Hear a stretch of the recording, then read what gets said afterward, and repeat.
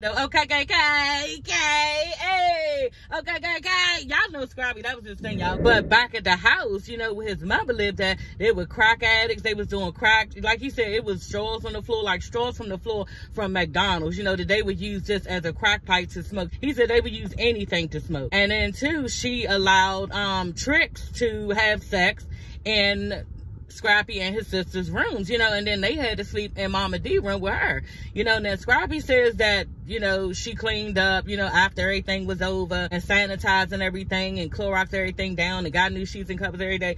Now, I just don't know how much I believe that, you know what I'm saying? Because you a crack house is a crack house, you know, that's just the fuck it, you know. And to be honest, now that I'm thinking about it, maybe the conditions was so bad that CPS came and took them out, or CPS was like, look, either they can go with their grandma or they can go in the system. Like, which one is it? And maybe, you know, I don't know. This is just something I'm thinking about, but off the top of my head. But yeah, it was a lot going on in that household. You know what I'm saying? Anytime you can step outside, like you said, and the police is going through trash, you know, basically, because it's a crime scene, basically. You know what I'm saying? And they looking for evidence. Dead bodies out in the street, laying there. Why? Because the police took too long to come, you know what I'm saying? Or the coroner took too long to come, because shit like this happening all the time. Like you said, this type of stuff was normalized. And your parents would tell you, he was like, it was so normal to him, because the parents would tell him, you know, oh, don't worry about it, that's nothing. Don't worry about it, that's nothing. Don't worry about it, that's nothing. So if you keep hearing that, you know what I'm saying, then you gonna think that this shit ain't nothing. So, like he said, in his mind, everybody live like this. So, it's cool, you know. But he was like, when he went to his grandmother's house, he didn't know that that was the hood, too. But it was the fact that she actually had a house, you know. But it still was the hood. But he was like, he worked really hard to get there. Like, John ain't give him no extra cuts. He looked at John. He told him, look, can I please go to the next state with you, you know, after they did it? Because he said the crowd went crazy, and he knew right then and there he needed to keep going to make his mark in the rap industry. So he asked John, you know, what do I need to do? Like, can I please go with you? He was like, man, you ain't got to buy none of my food. I wear the same shit every day. Like, it don't even matter. Like, I'll just, like, be there. Whatever y'all want me to do, bags, I don't even care. What do I need to do to stay on this joint? And John was like, nah, where your manager? The manager was right there. He said, all right, well, come on. You know, told him and the manager, all right, well, come on, y'all can go. He was like, that was it. It was a wrap for him after that. He got a taste of it. He was exposed, and yeah, that was it. And he was thinking, shit, fuck that, I made it. Like, nah, I made it. He said he went to the back of the bus and took that cover and just wrapped himself up after John, like right after John told him, all right, you can go. He was like, shit, fuck that, I made it, and I ain't never going back, you know. And that's what Carlos was saying, right? You have been exposed to a better life, you know, a brand new life. And he was like, it's nothing like feeling like coming from where you came from to get to that point. And he realized right then and there, yeah, I'm about to go hard with this. And he did, okay? And he did. You can get crunk in the club, hey, roll with your hood, get stomped in the club, hey. And we can get bumped in the club, get love in the club, and we don't get bumped up. Cause you don't want no problems, whoop. And you don't want no problems, whoop. And you don't want no problem with me, cause me and me, we be 50 deep. Hey, you don't want to be dead in the street, mouth full of blood and your soul full of heat. Hey, why you trying to act hard as hell and you know damn well you want to feel this? Hey, y'all, I love me some Scrappy, y'all. I love hardcore rap. You know what I'm saying? When a nigga just like explode on the motherfucking mic and he got a story to tell, like, I love that shit, y'all. That's why I love Tupac, Scrappy. I like 50 Cent. You know what I'm saying? He just ain't go hard enough for me, you know. And the thing with him, so Carlos asked Scrappy, you know, how did you become a rapper? And I was curious to know. Y'all know Carlos asked some really good questions, to the point I was putting number 1, ooh, that question, number 2, ooh, that question. Like, I was like, damn, you know what I'm saying? He gives really good interviews, y'all. Watch Jocelyn Hernandez's interview.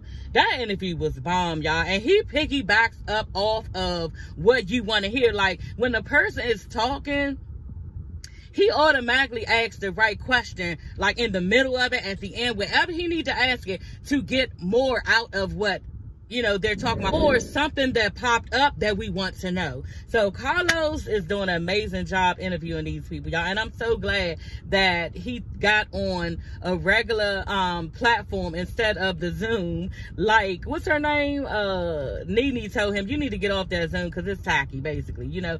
So now he's interviewing people in a much more like a podcast setting. Anyway, or maybe it is a podcast, girl. Okay, I don't know. But it's just better than the 2-screen Zoom type of shit, bitch. We ain't in COVID no more, and you know, you need to let that go.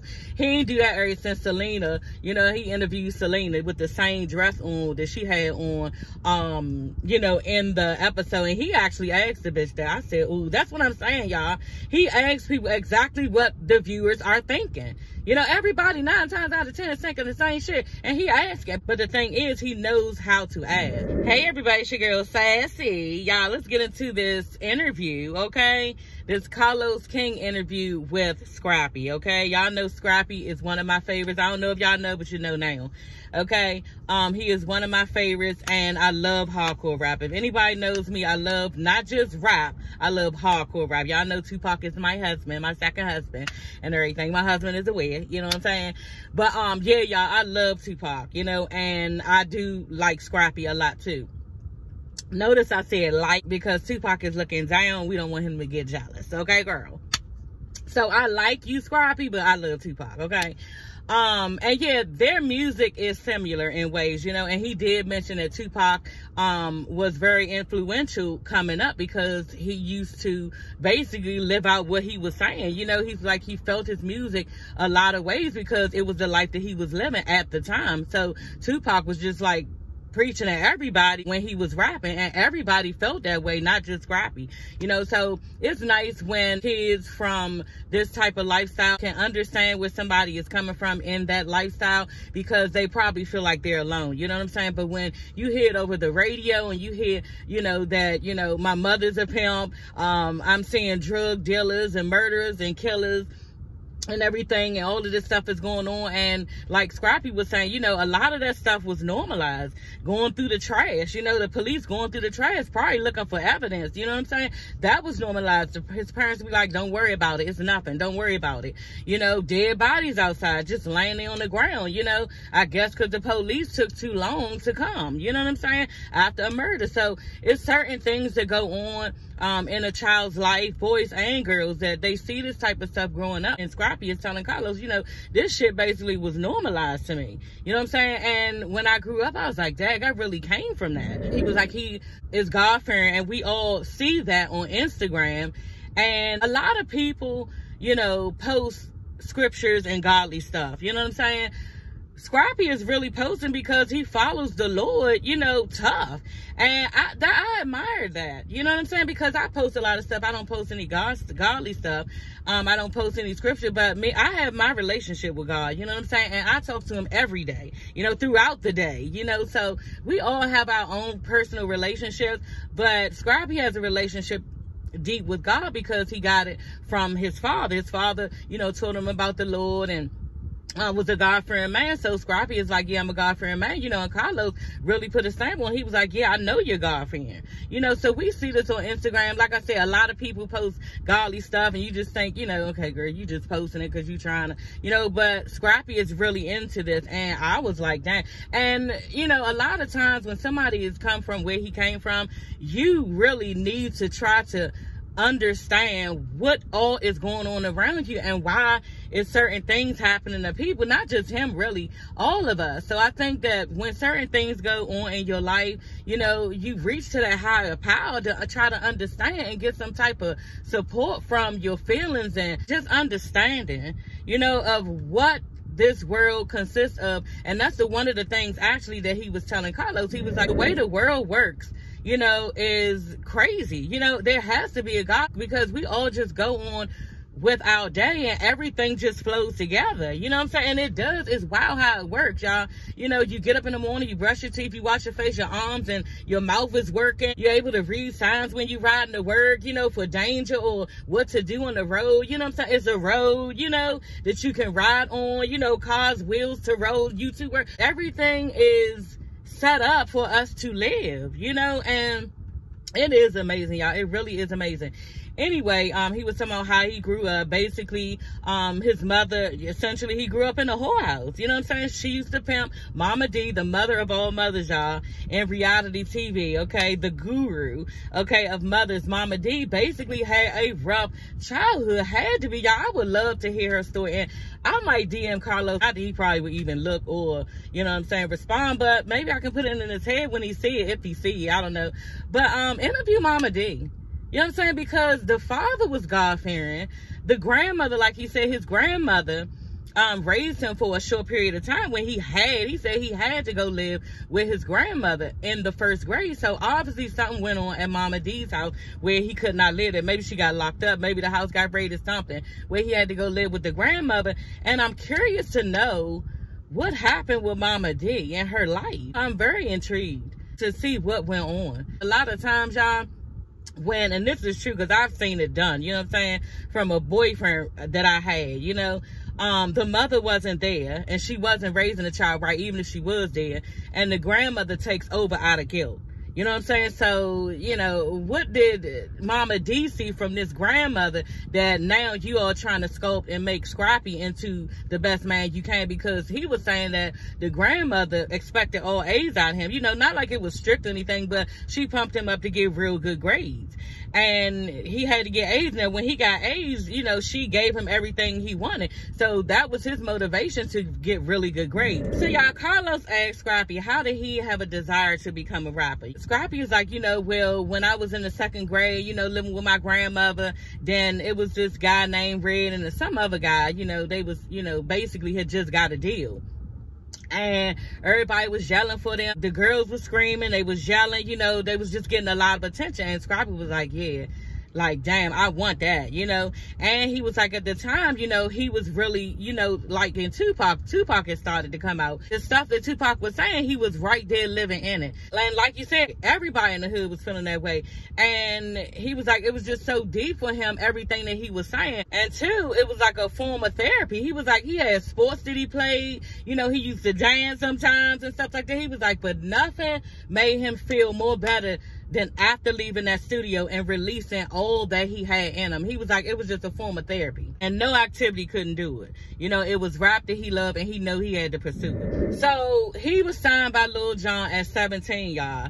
And yeah, he said that Lil Jon didn't help him with anything. Lil Jon expected him to write, do the ad-libs, you know, do the hook line, everything. And, you know, it wasn't like Scrappy was asking for it, because Scrappy was like, shit, that's why Lil Jon started fucking with him anyway, because he noticed that Scrappy was in the studio when the engineer came in and when he left. So Scrappy was serious about, you know, getting into the business, because like he was telling Carlos, after coming off of a concert at Georgia State, that's where they were at, Georgia State, he was with Trillville.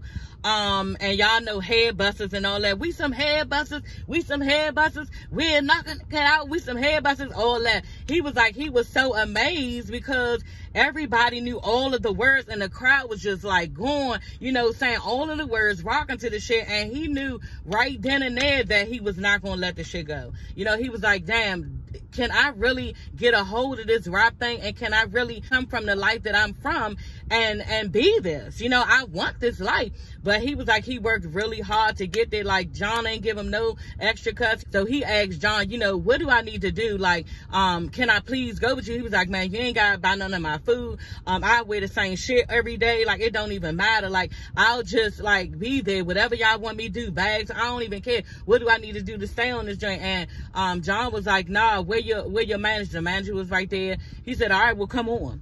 You know, told him and the manager, all right, well, come on, y'all can go. He was like, that was it. It was a wrap for him after that. That was it. And he was thinking, shit, fuck that. I made it. Like, nah, I made it. He said he went to the back of the bus and took that cover and just wrapped himself up after Jon, like right after Jon told him, all right, you can go. He was like, shit, fuck that. I made it. And I ain't never going back. So, okay, hey, okay, y'all know Scrappy. That was his thing, y'all. Okay. And so yeah, he used to like really, you know, attack the fucking mic. Like, he was really good and he was young with it, you know what I'm saying? And 50 Cent told him, look, you gonna go far in this industry. You got the look, you got the rap, you got the bitches, you know what I'm saying? He had a full package and 50 Cent saw that shit, you know what I'm saying? Now 50 Cent came out, you know, trying to have that look and everything, but 50 Cent is ugly. Like, You don't look good. You know, you got muscles. Okay, and you threw chains all around to make it look better. But yeah, he ain't really have the look, and he don't have the flow. You know, Money in the Bank, Scrappy's flow was off the chain. Like, it was the same flow throughout the song. You know what I'm saying? And they said Money in the Bank too much, because I listened to it on the way to work just now again. And it's just, they could have cut some of that whole little chorus out, just Money in the Bank over and over again. Y'all know they have shorter songs these days, so I just think that, you know, they was doing the best they can back then. And so yeah, 50 Cent signed in the G Unit, and he was with them. He said he also worked with Eminem. He opened for Eminem. And like you said, everybody was asking him, you know, what about Power? You know 50, why you ain't get on Power? Try to get on Power or something. He was like, nah, man, he did what he had to do for me in the moment. You know what I'm saying? That's on God. If God want to see me there in Power and everything, he was like, but ever since he let me in G Unit, because I think that's the one that kind of got him, you know, where he needed to be. And he was like, ever since, you know, 50 did that for me, he was like, you know, I really don't need nothing else from him. 50 ain't got to do nothing else for me. Because, like, he probably feel like, you know, it was a blessing to even be around any of these people. You know, y'all know people live these type of lives every day. You know what I'm saying? And they don't be around an Eminem or 50 Cent or Lil Jon. You know what I'm saying? So all of this is a blessing. And Scrappy is very, like, in tune with his life. And like he said, God brought certain people into my life for a reason. And he never left me, you know, without food. Now, he did say, because Carlos tried to dig into that, you know, what, do you never been broke? Or, you know what I'm saying, how broke have you been and stuff like that. He was like, man, I've been broke. He was like, I've been broke. He said his whole fame has started to, you know, die down. And he was like, he was out, and somebody was like, man, who? I can't put my finger on who you are. Like, man, I know I saw you from somewhere. And gonna say Lil Jon. I said, what? It ain't no motherfucking way that Scrappy looked like Lil Jon, who looked like he always just woke up. Like, don't do that. That was out. If I was Scrappy, I wouldn't even said Lil Jon. Like, you could have at least said ugly ass 50 Cent, but you went to ugly, dirty, ugly ass Young Jock. Ugh. But this is what the people said, you know, he thought, oh, that's who you are, Young Jock. And I said, damn. He was like, yeah, but Loving Hip Hop Atlanta, that's when he really got put on again. And he been there ever since. He was like, Loving Hip Hop is the one that, you know, kept him on the map, basically. And that's another thing, you know. Carlos asked, do you think that you got the proper recognition that you deserve in hip hop? And Scrappy was like, no. And I was like, exactly. Yeah, because back then you really had to work for awards. He was like, you know, back then they wanted to see you, you know, come out with an album and then come out with another one. You know, they really wanted you to make the record labels money, and you had to work your ass off like a dog to even get rewarded. And now you can make one song, be lit, get the recognition, and get rewarded, like off the break. And it's true. You know, so it's a different time, and it's not a good time. It's just not a good time, because y'all really don't have no rappers that putting out actual work. Like, there's no thought put into anything. You know, everybody is just wanting to be the best twerker or the best, like, hustler that they can be. And it's just like, you don't get anybody's backstory in anything, where they came from. You know, the hook lines suck. Like, at the red lights, twerking on the headlights, like, okay, it's catchy, but bitch, after we said it a couple times, then what? Like, it's for me, y'all, and I guess it was the same thing with my parents. Like, they look at our music like trash, you know what I'm saying? And we looking at this, it's not trash. I wouldn't say trash, because some shit I do be thumping to, you know what I'm saying? But it's just, you don't really get any of the artists and who the artist is. You know what I'm saying? Everybody is crying over a guy, or twerking, or trying to use a man for his money, or the guys are wanting pussy and trying to act like they can wine and dine the girl and buy anything they want. Okay, some of that was from us, you know what I'm saying? From our day, you know, but it was just something about it. It was different. It was different, like Jay-Z, you know what I'm saying? Jay-Z told stories, you know, he had different artists on his song, you know, telling their stories, and it just wasn't like gangster all the way. It was gangster, but everybody had a backstory of something, you know, and that's why everybody loved Biggie too, because Biggie told, you know, stories. It was interesting, so you were intrigued. Now it's really everybody just sounding like the same, you know, and then they got this like what is it called, over top of their voice, with making it sound watered down or something. I forgot what it's called, monotone or some type of toner. Like, what is going on in music today? I don't know. You know what I'm saying? It just seemed like everything is going to be washed out soon, and it's not going to be much to even listen to. You know, it just sucks, and I wish we had more people keeping it real in their songs, and not so much, you know, what they can do for somebody, what somebody can do for them, because that's what it's coming to. It just is. I mean, you got, what's his name? J. Cole is real good. You know, who else? Lil Baby, he's good, you know, but everybody trying to sound like him. You know, so it's no originality and stuff. It's just sad, y'all. And I love rap music, so, you know, I don't know. I don't know. Carlos asked him, did he ever see $1 million before, you know? And he was like, yeah, I touched $1 million before. I've seen a couple million, but I don't know. He didn't speak much about that after that, so who knows? So how he got on Love and Hip Hop, you know? Him and Diamond was together at the time, okay? And this was nice to know the backstory of all this. Him and Diamond was together at the time, and they were sitting there, and Diamond looked over at him and was like, would you ever be on there? Because they were watching Love and Hip Hop New York with Chrissy and Jim Jones, you know? So y'all know I used to watch that too. That was good. And his mother was real hard on Chrissy, and Chrissy fought back. She really did. And that was fun to watch, y'all, that whole little thing. And he was like, nah, hell no, I ain't never getting on there. Not with your mouth, because he said her mouth vicious. He was like, I'm not getting on there. Then I would have had to slang you through the wall and all that type of shit. Like, that's too much. I'm not ever getting on there. Not with you. So Mona called him and asked him, you know, could him, SOULJA Boy and, you know, Diamond get on there, because Diamond had started, you know, messing with SOULJA Boy. It was a thing about that, you know, so we're gonna get into it. And he was like, nah, I ain't getting on that with that whole little thing. I'm a street guy, you know what I'm saying? We ain't even supposed to be talking all like that, you know, all that shit, how that shit go. And that's just too much. That's just too much. And he was like, on top of that, I ain't getting on there with her. And Mona was like, well, who would you get on there with? And he was like, my baby mother, Erica Dixon, honey. I said, I know that's right, y'all. So right then and there, y'all, Mona pulled her up and said, oh, she's beautiful, which she is, y'all. You know, Erica's so pretty. And he was like, you know, back then, you know, she was just an old country girl. You know, she was pretty. And Mona was like, okay, what can we do for her? What do we need to do? He was like, man, just give her a makeover. You know, I guess she needed a new look, but the bitch is bad anyway in the face, so it don't even matter. And he was like, basically, yeah, she ain't need no makeup, but she needed new clothes.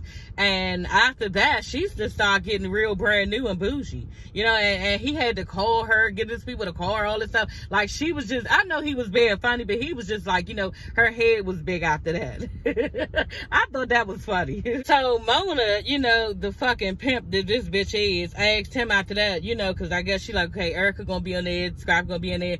Do you have a sister? You know, she really trying to pull these shows together. And I thank God for Mona, because I don't know what I'll be watching. I'll probably be watching ID channel, all murder shows, if it wasn't for my reality TV.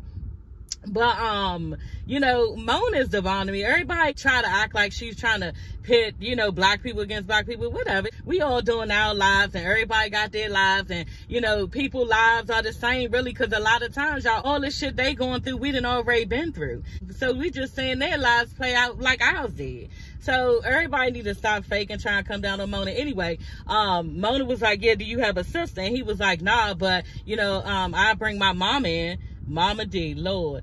And she was like, okay. And then Scrappy was like, you know her, you know, you worked on a radio show or something with her, or y'all did an interview or something happened. She was like, oh, okay, yeah, oh yeah, she lit. You know what I'm saying? I need that energy. That's the energy that I need. And Scrappy was like, that was the best thing that God could have made him do. You know, it was the best thing. So I was like, yeah. Because for some reason, Mama D seemed suppressed coming up in her childhood or something. All that she had going on to show her kids, you know, living as a pimp and having tricks fucking her daughters and son's room, and, you know, just all of the whole exposure that she had. You know, I think Mama D right now, that's why she acts out so much, because she needs some type of attention. You know, she needs attention, and she needs praise, and she needs glory, you know, and she wants to be some type of queen in the kingdom and all that. Like, she really wants this stuff, and I think she was probably abandoned when she was young. So every time that we see, you know, people's lives and how they play out and their behaviors, a lot of times, y'all, it comes from their upbringing and their childhood. So Mama D just acting out from her past, and that's all it is. But y'all, I know Mona could not wait to even get, you know, a taste of her, because from who was it, Jim Jones' mother was off the chain with Chrissy. So Mama D coming in after that, that's a gold mine all over again. But Erica, so back to Erica and Scrappy. So he was saying she had like a regular 9 to 5, you know. He used to pick her up and drop her off from work and everything. And she was a medical billing and coding person. That's what it was. But once she got on Love and Hip Hop, honey, she was like giving shows, honey, okay? But you can't blame me, because can y'all imagine if you was at a regular job and then all of a sudden you got on TV, you know? So Erica ain't never, you know, act no type of way and fucked up to me, you know, but she always seemed like she stood up for herself and held her ground. So that's what I liked about her. And she would not let Mama D beat her into submission, okay? She was not going for it, and she gave her the blues how Mama D tried to do her. So yeah, so Mama D ain't get up under her skin. She could not rock Erica. So that's what I like about her, because I'm the same way, you know, as far as anybody in my family. Like, you're not gonna be talking to me crazy, you're not gonna do stuff to me crazy and think I'm gonna go for it. Yeah, there's other people out there who will allow you to do that, but bitch, yeah, I ain't one of them. You know what I'm saying? And that's just how it goes with Erica. So I respect Erica for that. So y'all, Carlos asked Scrappy, would he say that Diamond was his first love? You know, and I was curious to know, you know, because they seem like they got this thing, you know, that they just can't let go of. He said that she hurt him, you know what I'm saying, real bad. And he was like, he learned love through her, love and pain through her. And he said she did a lot. She did a lot. And I guess the did a lot things that he means was mostly fucking with SOULJA Boy. You know, he did admit that he has done his wrongs, and they both was, you know, doing certain things, you know, just being young. And in fact, that's what she said when she actually confessed to fucking with SOULJA Boy. She was just like, you know, I'm young, you know, I just want to, you know, have some fun and stuff like that. And he was like, you know, stuck like, damn, you know what I'm saying? And so he was really, really hurt. He said he found out because he had just bought a house for her, and Imani was young then. So him, Diamond, and Imani, you know, him and Erica's daughter. And they were living there. And he said he went downstairs and, yeah, just saw her computer open with him on it. You know, now, normally, if you see that somebody has a famous person up, you're not going to think nothing of it. That's what I thought Scrappy was going to say. You know, but he said that he didn't think nothing of it because, you know, she was on the Scream tour with him. So he was just like, okay, they probably just working together, whatever. But then somebody called him, some friends that he knew called him, talking about, do he know where his girl is at? Because, you know, her and SOULJA Boy telling each other they love each other. You know, and he was real hurt with that. He was like, you know, damn, that's what we say to each other. It's like you was talking to this nigga like you talking to me. What's going on, you know? And he was just so hurt about it. And yeah, that's when she was like, you know, I'm just young, I want to have fun, and this is the reason, you know, saying for this. And yeah, I guess she just left him, you know, being hurt. And he did admit that he was heartbroken about it. You know, the hurt that he felt about Diamond cheating, it was nowhere near, you know, anything him and Erica had been through. So after that, he must have broke up with Diamond, you know what I'm saying? They must have broke up, and he ended up back with Erica. And at that time, SOULJA Boy, he had found out that he had been dropped from his label. So Scrappy threw him some shade, you know what I'm saying, over the internet or whatever. So Scrappy was like, you know, he was already ready to go because of the situation that, you know, he had with his girl, okay? He had been fucking around with Diamond. And, you know, he told the nigga to drop his location. I said, ooh, okay, girl, like, you doing too much. And they started going back and forth, you know, and BAMBI at the time, he was talking to her, I guess, too. Like, BAMBI told him at the time, you know, you just need to stop going back and forth with him because you looking like you hating. And he a little boy. And Scrappy was like, thinking inside, he was like, man, I was thinking inside, I am mad and I am hating. You know what I'm saying? Because he was fucking my girl. But Scrappy did admit to, like, a lot of his mistakes. He was with Erica one time. And y'all remember remember Nextel. I don't know if nobody remember Nextel, y'all. It's for me, old bitch. And you know, chirp like that every time. It's like a walkie-talkie, y'all. And if you give a person your code, you know, in the phone, y'all can walkie-talkie each other. And he was sitting there and, you know, with Erica, and some bitch chirped him on the phone. You know what I'm saying? And you can come right in and say whatever you want to say, and you can't even cut the person off or nothing. You know what I'm saying? Like, they just be talking, and yeah, like, so that was some hot ass shit. I don't even know why he would give a bitch his code, you know, to just, you know, contact him like that. Nextels was like that, y'all. It really was. And you wasn't using none of your minutes, because you used to have to pay for minutes on the phone. So it was a good way to not use your minutes and you still talk to the person, but you keep every time, but you know, you just and say everything you need to say. Another time, y'all, Diamond had read this long ass text message with a bitch basically admitting to the fact that he had just been over there all day, you know what I'm saying, over her house. And so that was funny. And then he was saying he had endless blowjobs by different bitches. So he know what he's done, you know what I'm saying? And I'm sure she's not stupid. Diamond didn't think that he wasn't doing anything, so she probably just did her. But he did mention to Carlos that, you know, his intro to women, that they're not as faithful and honest as anybody think they are, was from Mama D. You know, she did open the door for that, because he was like, he found a letter one time, and yeah, she was basically telling the guy how she was pregnant. You know what I'm saying? She was pregnant with his baby, and she ended up having to get rid of it. And yeah, she just need him to get his things and leave, and you know, the relationship is over. You know what I'm saying? Like, real fucking dramatic. Like, this bitch made up all of that just because she didn't want to be with the nigga no more. You know what I'm saying? And just dramatic, the lie, making all this stuff up in your head, you know, being vindictive, spiteful, untrustworthy, all of this shit, you know what I'm saying, that Mama D probably showed him, you know, was just the introduction to how women can be, and it's true. And with that, child, he did bring up, you know, he still don't understand how BAMBI can just see a text message and go file for divorce, like, just like that, go file for divorce. He was like, that's suspect. Like, was you doing something? He didn't say, was you doing something? I'm saying that. He just don't understand how somebody can file just that fast off of something they found one time. Like, they acting like, you know, it wasn't no other situations where Scrappy cheated. You know what I'm saying? And BAMBI isn't saying there's any, so I think there's no other situations where he could have been cheating. I thought the same thing. But sometimes, y'all, it's not always the fact that, oh, yeah, the person cheated. You know, maybe it was other things. And she said it was other things. BAMBI did say it was other things. You know what I'm saying? Now, BAMBI has her ways. Y'all know I don't always believe that she is correct in a situation because of the way that she deals with him. But if she had her reasons for, you know, maybe she took too much off of Mama D. Maybe she felt like it took him too long to come around from being up under, you know, everything his mother said and abiding by that and thinking that she right. Maybe BAMBI took too many hits with that. You know what I'm saying? Maybe she feel that Scrappy don't have her best interest with certain things. I don't know, but it don't always have to be that the person cheated. That could have just been the icing on the cake right there. It's over. Yeah, this is over. That was the last straw for me. And the cheating, some people don't fuck with. You know what I'm saying? And that's maybe what went on, you know. But BAMBI, to me, just seemed like she was real unhappy. And I don't know if Scrappy did everything that he needs to do in the relationship in order to get her out of that feeling. So, you know, it's a lot to be married, y'all. It takes two. It really does take two. And you got to give a fuck about the person and their feelings. And if you don't, yeah, it's going to be very fucked up, and eventually you will get a divorce. Scrappy did say he went through her journal or diary, one of those two. You know what I'm saying? Because Carlos asked him, was it a phone, was it a diary? Because you had to read into what he was saying, you know what I'm saying? But he meant journal or diary, and he read some stuff, and he got to read her real thoughts of what she thought about him. And you know, he was very shocked, and he was just like, damn, is this what you think about me? Like, wow, y'all. And that's probably eerie to read.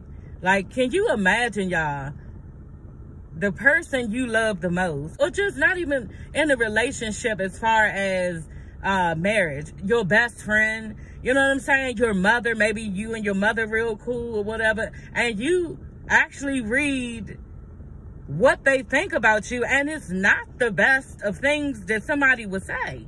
Like, damn, you really look at me like this? You know, and And he never even reached out to her about it. And like he said, he was like, you're not even supposed to be in people, you know, personal stuff like that. So it's not like I can say anything. And, you know, but now I'm sure she know now. You know what I'm saying? And because I'm sure somebody on social media told her, you know, about this part of the interview. So yeah, he know now what she said, and we don't know, but obviously it was something. It wasn't saying that he was a good person or that he didn't know how to be in a relationship or something negative. And on top of that, y'all, he was saying that he didn't really understand where that was coming from because he always felt like he treated her nice. And when he was with her the whole day, you know, when he goes to work in Miami, because he said that's the place that he make all his money, a lot of his money. And he was like, as soon as he go there, then he started getting accused of stuff, cheating and all this other stuff. And he was like, the same person is with you at home is the same person that I am when I'm away. You know, and he was like, he'll spend the whole day with her. And then she'll still accuse him of cheating. She right there in his face, and she still accused him. And all I can say with that, because I'm going to come to another question that Carlos said, and I was like, damn, I didn't even think of that. What I think about that, I think that she has been through some things, and she has abandonment issues, and maybe she's been also cheated on one too many times. You know, and that will make a person feel abandoned. Like somebody didn't love me good enough and actually, you know, didn't want to treat me nice and left. Because a lot of times, y'all, when people are playing the blame game on people, it's because they are directing energy that they got from somebody else onto that person. And they're assuming that that person is going to be the same way that the person they just left. That's what it is. You know, and she never let go of her past. You know what I'm saying? Because women do this. And on top of that, he said it again. I know somebody who does this. They hear everybody else's problems and think that that's happening in their relationship. So they take that home and start to blame the man that he's being this way. And that's not the case at all. You know what I'm saying? They start like making stuff up that's going on and putting that shit in their relationship. Now the niggas, man, he tired of getting accused. And bitch, on top of that, I might as well just go ahead and do something because I'm getting accused any fucking way. Like, it can get real bad. And I wasn't in a relationship with him, but I'm just reading into everything. And I think this is what it is. But when Carlos asked him, yeah, do you think that she's jealous? Do you think BAMBI is jealous of your career and your success? I said, wow. I never thought about that, y'all. She is trying to become a rapper. She was, you know what I'm saying? But I don't think so. I don't think so. That's just me. I don't think so. You know what I'm saying? I don't think she's pressed for a stardom and she just really wants to be in the industry. I think she wrote some shit, got in the studio and released it. You know what I'm saying? Just because she was going through shit with Scrappy. And maybe she had some type of career before or something. Like, I don't know. But I don't think that she's jealous of him. You know, but I mean, who's to say? You do have relationships out here where people are jealous of people. You know, so it could be. Who knows? I just don't see it, but, you know, I don't know everything, so it could be. But to answer the question, when he asked, do he think that she's jealous of his success? He was like, no. And on top of that, he never even asked her that. You know what I'm saying? Because that's just not something somebody would flat out admit, you know? And it probably never even crossed his mind. Like, it was weird that he even asked that. Scrappy went back to, you know, Erica and Sierra because he is really hurt about this. You know, and it played out in Love and Hip Hop Atlanta this season. And he's mad that Erica and Sierra, who he was cool with, you know what I'm saying, for years, he's mad that they never saw his side of it. He said he told them everything what was going on, why he was hurt, the things that she was doing, and they never even acknowledged it and acknowledged everything that she say and feel bad for her all the time, don't feel no type of way for him, and just don't even want to acknowledge nothing that he went through. This is what Scrappy said today, y'all, and this is so damn true. Women fuck with a dirty, rotten person and stand up for them just because they went through some pain. That's just what it is. They're going to stand up for their girl even though they know the bitch wrong. You know, because of some shit that a nigga did to them and they still fucking mad. And this is what it is. So they don't want to hear nothing that Scrappy has to say. You know what I'm saying? And I know a bunch of bitches like this. And it is some ignorant ass shit. You know what I'm saying? That's why y'all need to stop telling y'all business to all these bitches. Because they be up there ready for your shit to break. Erica and BAMBI. You know what I'm saying? And don't mean you know damn good. You know what I'm saying? Don't mean you know damn good. They just vibing with you off some negative shit. You You know what I'm saying? And it ain't nothing else there, because a real friend who care about you tell you, look, girl, you need to go work that out between you and your man. Okay? He's saying this, you're saying that, but there's not even these type of bitches. And then on top of that, no real woman is going to be in anybody's business that much the way that Sierra and Erica was. And I was so glad that Sierra came back and apologized to Scrappy for being in his business like that when she was all up in his face at that little shindig. You know what I'm saying? Because it was not her place to get all up in his face telling him what he was not doing and what he should be doing in his marriage and asking him, was he cheating? That's infidelity issues. How dare you? You don't get in between nobody's marriage with that shit. And Sierra and Erica should have known, if they was grown woman enough, that you don't get into anybody's business like that. And I'm sure that Sierra quickly found out when social media went on her ass about it. You know what I'm saying? But that bitch, Erica, she'll never admit that she wrong. She gonna stay a little nasty, funky bitch forever. You know what I'm saying? That's just how she gonna stay. But Scrappy is right with this. You know what I'm saying? Women will fuck with each other. A bad bitch, a bitch that don't give two fucks about nothing. And knowing this bitch did stuff to the man and will keep on having this bitch back, it don't matter. You know what I'm saying? It don't matter what she did. It's all about him and what he did. You know, and there lies the problem, because if you can't take responsibility in your relationship, then you're making it out to always be the other person's fault, and that's not the case. That's never the case. He said, Bambi, you know, she never said nothing good to me on TV ever. Like, never, unless she's trying to defend him against another woman because, yeah, it's making her look bad. That's the only time that she will come in and say that, you know, he's a decent person. Other than that, she's not going to just flat out do that, y'all. And there are women like this. They don't want to get a nigga no props for nothing, you know, and they don't want to praise him for nothing. And he will soon find somebody else to do that. You know what I'm saying? We all need to be praised. We want to know that, you know, when our hair look good, that he, you know, say something about it. Or if our, you know, ass getting a little fat, damn, okay, smack you in your ass something, let you know he's still attracted to you or something. But you acting like it's just nothing there and you don't want him. So, yeah, he's going to feel like that. Scrappy feel like, y'all, that she only married him because she used him because she knew that he was a good father. That's all. That's what he said. He was like, because she know that 9 times out of 10, if they a good father and they take care of their kids, it's not going to be a bunch of shit in the mix. He's not going to have a lot going on. You know what I'm saying? So she figured, yeah, let me go and wrap this nigga up and marry him. And then that way she can have a good life. So that's when Carlos, y'all, asked him, do he think that Bambi ever loved him? And I was like, damn. And then they just cut it off. You know what I'm saying? But he took a long time, and that didn't look like an edit. He took a long time to see if he wanted to say what he wanted to say. Like, it was a minute, you know, before that screen cut off, you know. And I was just like, damn, like, if you gotta think like that, usually, you know, motherfucker, like, you be like, oh, yeah, I already know that. You know what I'm saying? But they just a fucked up person, you know what I'm saying? But, yeah, he just was just, like, looking over, like, trying to figure out, you know. And the answer is no. I think the answer is no, y'all, but that is all. The second part is going to be on. I'm going to review that. I had to come outside on my lunch break to finish because, yeah, that was a long-ass review, an hour review. Okay, so I had to come outside on my lunch break, and I'm about to go back in. So I will see you ladies and gents later. Bye.